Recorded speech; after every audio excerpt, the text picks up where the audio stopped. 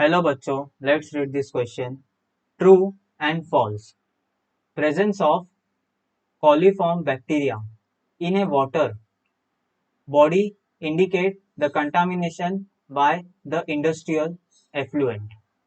तो क्वेश्चन में हमें क्या बोला है, जो कॉलीफॉर्म बैक्टीरियाज होते हैं अगर वो वाटर बॉडीज में प्रेजेंट है तो वो इंडिकेट करता है कि जो कंटामिनेशन हुआ है वो इंडस्ट्रियल एफ्लुएंट से हुआ है. तो यहाँ पे जो की कॉन्सेप्ट है, यहाँ पे की कॉन्सेप्ट क्या है? Coliform bacteria. Coliform coliform bacteria. Okay.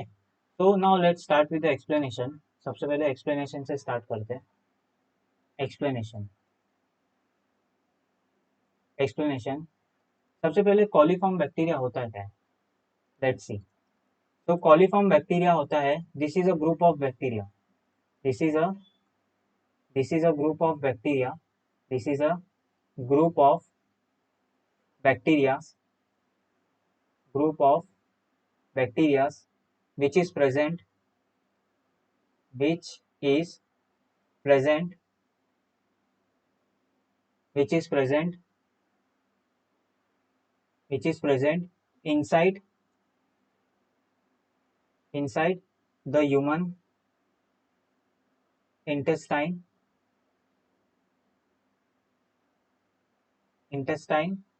or animal or animal gut. इसी को हम क्या बोलते हैं? कॉलीफॉर्म बैक्टीरियाज बोलते हैं. ये ग्रुप ऑफ बैक्टीरियाज होते हैं जो ह्यूमन इंटेस्टाइन या एनिमल गट्स में प्रेजेंट होते हैं. ओके. अब ये कॉलीफॉर्म बैक्टीरिया जब वाटर बॉडीज में लीक होते हैं, water bodies when they are leak into the water bodies water bodies वो क्या इंडिकेट करते हैं? वो इंडिकेट करते हैं that water is polluted that water is polluted by disease causing organism by disease causing organism.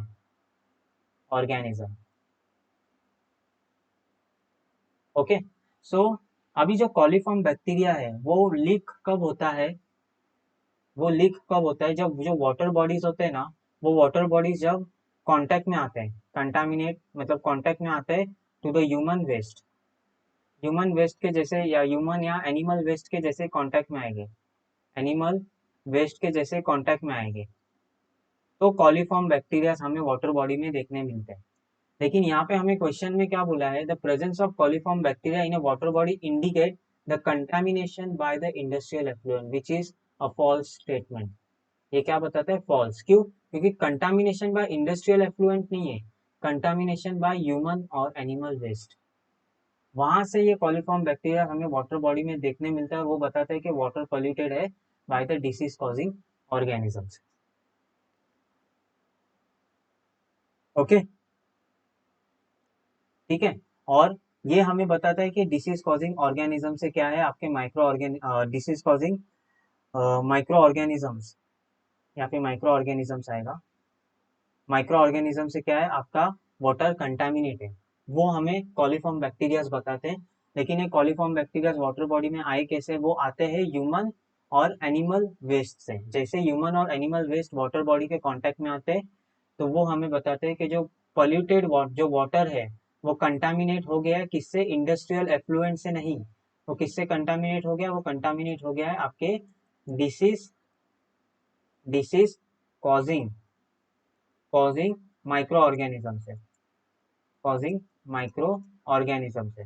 जैसे for example typhoid, malaria, dengue या cholera, ये सब पैथोजेंस क्या है उस वाटर बॉडी में प्रेजेंट है. अगर उसे हम कंज्यूम करेंगे तो हम क्या हो सकते हैं? बीमार हो सकते हैं. वो हमारे बॉडी को हार्म कर सकते हैं. तो कॉलीफॉर्म बैक्टीरियाज वाटर बॉडी में आते कैसे? ह्यूमन और एनिमल वेस्ट के कांटेक्ट में आने से वाटर बॉडीज जब उनके कांटेक्ट में आती है तो वहाँ पे कॉलीफॉर्म बैक्टीरियाज ग्रो होते हैं और वो हमें बताते हैं कि वाटर कंटामिनेट हो गया है by disease causing organism.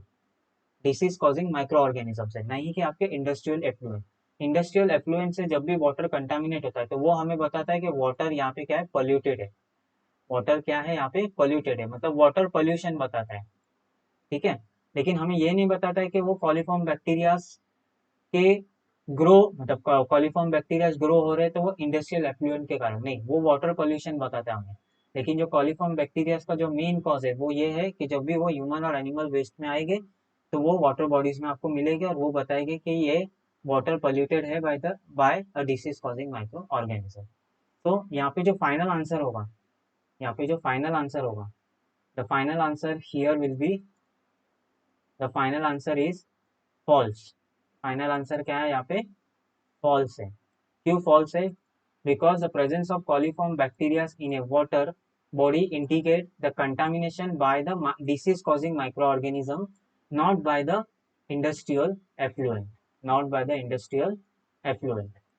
Okay, so the answer will be the false. I hope you will understood this concept. Thank you and best of luck.